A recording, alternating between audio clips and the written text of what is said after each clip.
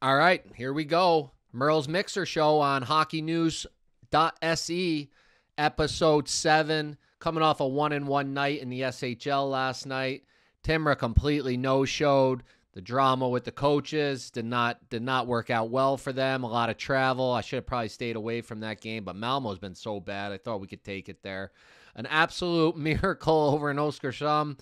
Game was 0-0 most of the way. 1 goal, 2 goals. All of a sudden we were alive. They came storming back in the third period. A great way to win an over. So we ended up 1-1. We're 8-7 on the year.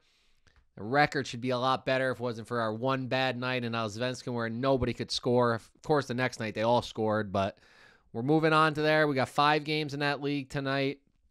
First one I'm zeroing in on is Brynäs. Brynäs -1.5. Playing some good hockey. They're clearly the best team. Travel down to Almtuna. Almtuna is it's not a very intimidating place to play. There's not a big audience, so being on the road shouldn't be a problem. Not a long bus trip for Brynäs. Brynäs -1.5, 1.83 odds.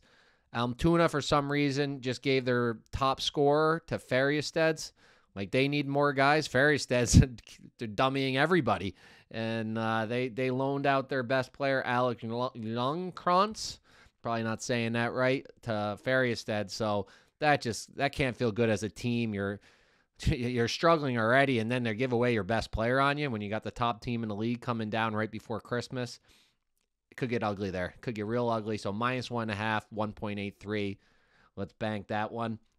Next play, the Stockholm parlay.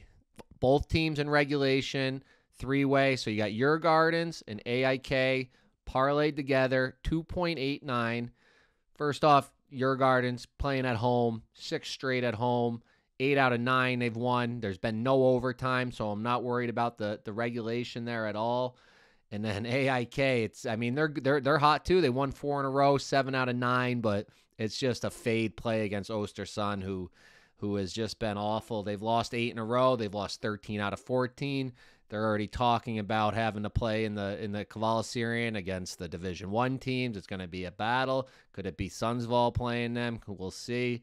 So they are brutal. So let's do your Garden, AIK, regulation / 3-way parlay, 2.89 odds. Brynäs -1.5, 1.83 odds. And then we're going to move on. I had a couple questions on the Twitter.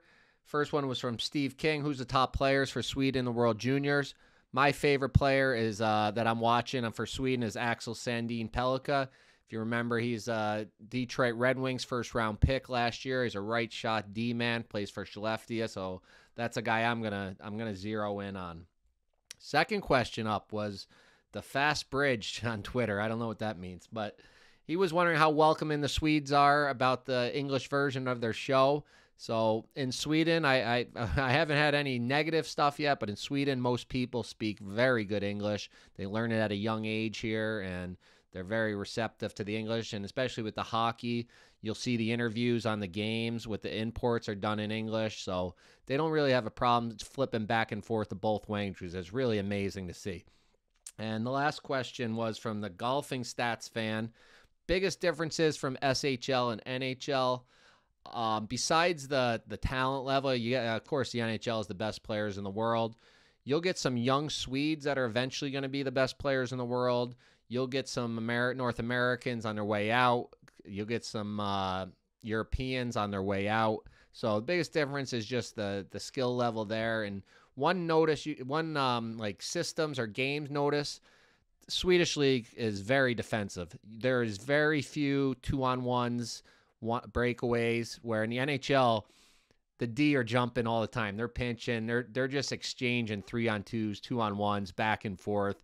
So you won't see a lot of that in Sweden. Usually it's very defensive, although last night there was a ton of goals. But just the 2-on-1s is probably the biggest thing I notice is the difference in the NHL or SHL. But that's the Merle's Mixer Show. Last games in Sweden before Christmas. So enjoy the holidays. Once again, good Yule. Drink lots of glögg. Drink lots of eggnog if you're in the States and Canada. Anyway, happy holidays.